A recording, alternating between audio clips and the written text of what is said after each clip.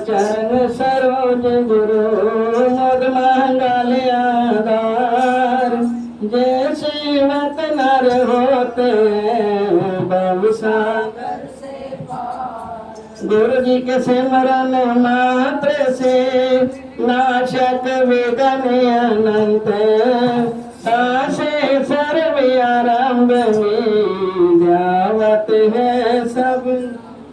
आप प्रगटे इस जगत में जीव काज सुधारने, शब्द नाम बनाए सुंदर दुखत जीव उबारने। नम्रता और दीनता से बेट सतगुरु लीजिए, मैं हूँ शरणागत तुम्हारी दास अपना कीजिए। मैं हूँ शरणागत तुम्हारी चरण में रख लीजिए। बोल जयकारा बोल मेरे, बोल साचे दरबार। एक बार श्री सतगुरुदेव महाराज जी श्री तीसरी पातशाही जी साधु वेश में पंजाब में रंगता राम घूमते फिरते प्रचार कर रहे थे। जिस गांव में जाने की मौज थी, शाम को वहां जाने का विचार किया। गर्मी का मौसम था, इसलिए एक वृक्ष के नीचे आसन लगाकर बैठ गए। पास ही एक कुआं था, वहां पर कुछ स्त्रियां पानी भरने के लिए आई और अपने अपने मटकों में जल भरकर वापस चली गई। उनमें एक वृद्ध अवस्था की औरत भी थी। वह आप श्री सतगुरुदेव महाराज जी श्री तीसरी पातशाही जी के पास आई और कहने लगी, महाराज जी आपके लिए मैं भोजन घर से ले आती हूँ। आपने फरमाया हमें भूख नहीं है। उस वृद्धा स्त्री ने फिर विनय की कि गर्मी का मौसम है, मैं जाकर छाछ ले आती हूँ। इतना कहकर वह घर चली गई, परंतु घर जाकर घरेलू दंडों के कारण वह छाछ लाना भूल गई। 1.5-2 घंटे के पश्चात उसे याद आया कि मैं तो संतों को छाछ के लिए कह आई थी। अपनी भूल पर पछतावा करते हुए शीलता से गिलास भरा और आपके पास आई तथा छाछ का गिलास आपके कर कमलों में देखकर प्रार्थना की, महाराज जी हम गृहस्थी आदमी हैं, घर के धंधों में उलझ कर मैं छाछ लाना भूल गई। आप यह सुनकर मुस्कुराए और फरमाया कि इसी तरह से इस मनुष्य को संसार में आकर संसार के धंधों में फंसकर मालिक का भजन करने का भी ध्यान नहीं रहा। मनुष्य तो संसार में आया ही मालिक के भजन के लिए है, परंतु संसार के कामों में इतना उलझ गया है कि मालिक के भजन को बिल्कुल भूल बैठा है। जो लोग भजन नहीं करते वह बाद में पछतावा करते हैं, इसलिए तुम्हें भजन करना भी याद रखना चाहिए। प्रतिदिन मालिक का भजन किया करो। इन वचनों का उस स्त्री पर कितना प्रभाव पड़ा कि आपको घर ले जाने के लिए विवश किया। आपने उसकी विनय स्वीकार कर उसके घर कृपा की। 3-4 दिन तक सत्संग प्रचार होता रहा। आपके सत्संग में इतना रस व जादू था कि गांव के लोग काफी संख्या में आपके श्रद्धालु बन गए। संस्कारी आत्माओं को नाम उपदेश भी दिया। दिन प्रतिदिन इन लोगों का प्रेम श्री सतगुरुदेव महाराज जी के चरण कमलों में बढ़ता गया। 3-4 दिन के पश्चात श्री सतगुरुदेव महाराज जी आगे जाने को तैयार हुए, परंतु गांव के लोग कहाँ मानते थे। उनके प्रेम व श्रद्धा को देखकर 7 दिन तक आपको वहां ठहरना पड़ा। एक बार आपने किसी स्थान पर कृपा फरमाई, वहां पर एक भक्त थोड़ी सी संघर्षित चरणों में बैठी देखकर श्रद्धा एवं प्रेमा युक्त थोड़ा सा प्रसाद बनाकर ले आया। उस समय तक कुछ संगत भी आ गई थी। जब वह श्री चरणों में प्रसाद भेंट करने के लिए आगे आया तो उसने विनय की, प्रभु यह प्रसाद तो बहुत थोड़ा है, यदि आप आज्ञा दे तो और बनाकर ले आऊं। आपने फरमाया कि तुम्हारी भावना और श्रद्धा से बना हुआ यह थोड़ा भी बहुत है, घबराओ मत, यह तो सबके लिए काफी है। उस दिन श्री सतगुरुदेव महाराज जी ने स्वयं निज कर कमलों से प्रसाद बांटना आरंभ किया। उस बर्तन में थोड़ा सा कपड़ा ऊंचा किया और खुले दिल से सबको प्रसाद देने लगे। उस अनुमान से भक्त जी ने सोचा कि यह प्रसाद अभी समाप्त हो जाएगा, सबको पूरा न हो पाएगा। उसके आश्चर्य की सीमा न रही।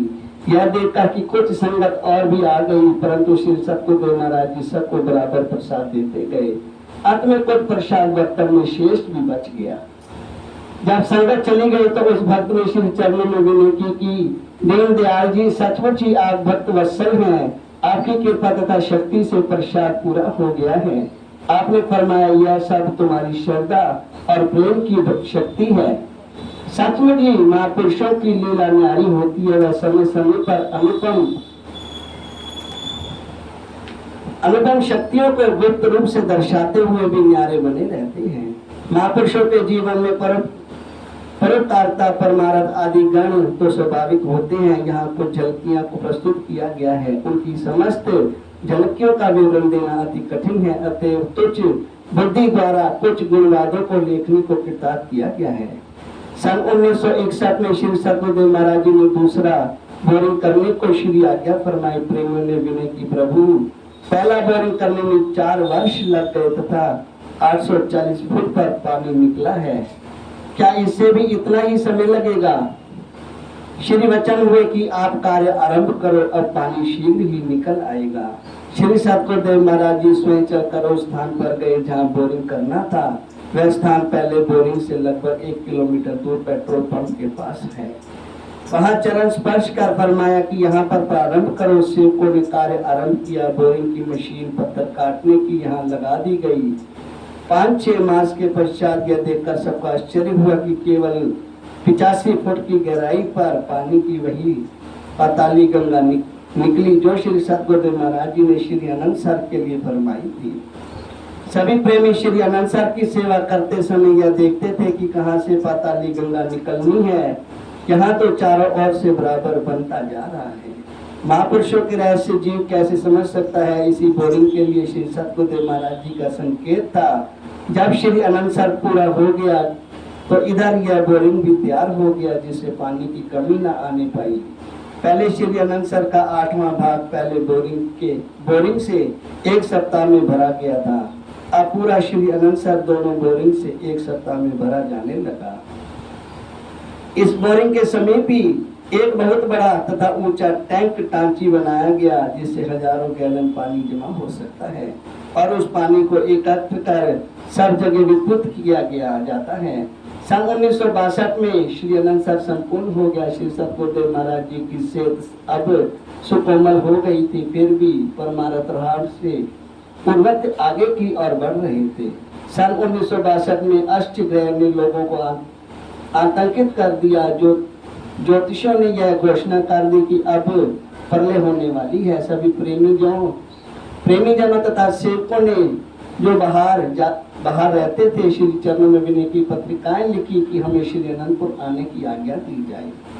श्री सतगुरुदेव दयाल जी ने कृपा पात्रों से नहीं यह वचन लिखवाए कि यहाँ आने के लिए किसी को मना नहीं है, किंतु घबराने की कोई आवश्यकता नहीं है।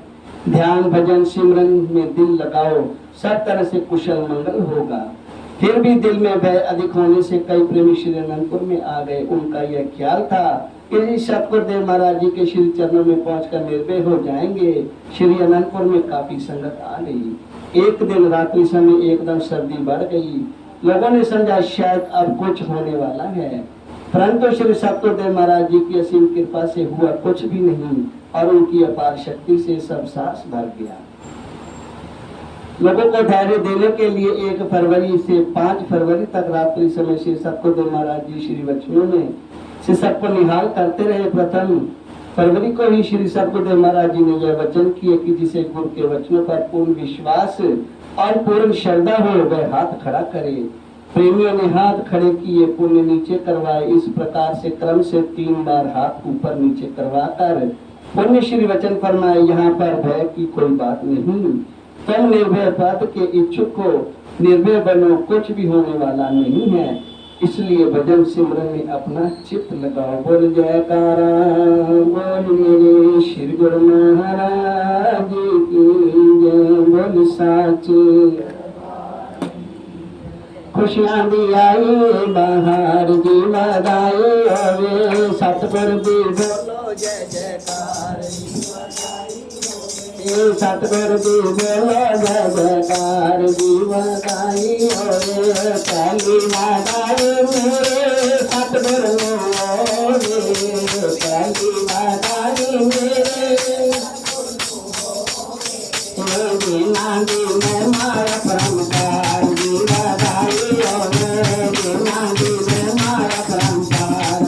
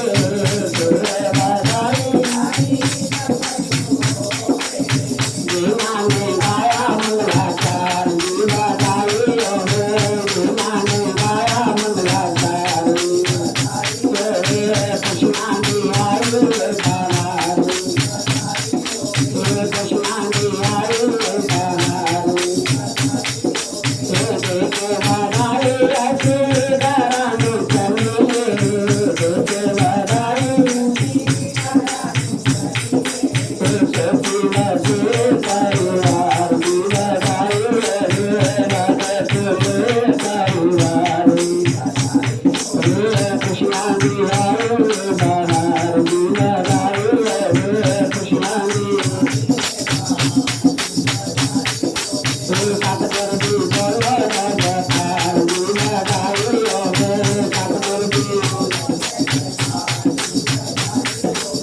सतगुर जी बोलो जय जयकार मैं अरदासा नामी साई कोई अरदास करावे मैं अरदासा करावे जाए कोई अरदास करावे जाए कोई अरदास करावे मैं अरदासा ना मानी विद्वान भइए भी अरदास मांगे शुभ करना दे बात मैया पूरी करना आस मैया एक दौला करना दे मैया दौड़ कदे ना पावे मारे दे पारा ये काम भइए भी अरदास मांगे शुभ करना दे बात यारा भइए भी अरदास मांगे शुभ करना दे बात ये सिर भइए भी अरदास मांगे अजीर भइए भी अरदास मांगे शुभ करना दे बात भीतर भइए भी अरदास मांगे